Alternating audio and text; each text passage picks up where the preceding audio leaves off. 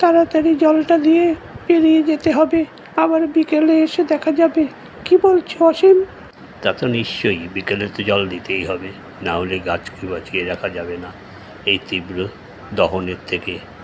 দেখো গাছগুলো কীরকমভাবে রোদে দাঁড়িয়ে আছে। যত্ন এবং দুবেলা জলের জন্য গাছগুলো এখনও সবুজ পাতা নিয়ে দাঁড়িয়ে আছে। এই যত্নটা এবং জলটা দিয়ে যেতে হবে। কোনো কারণে দিতে না পারলে গাছ ঝিমিয়ে যাবে।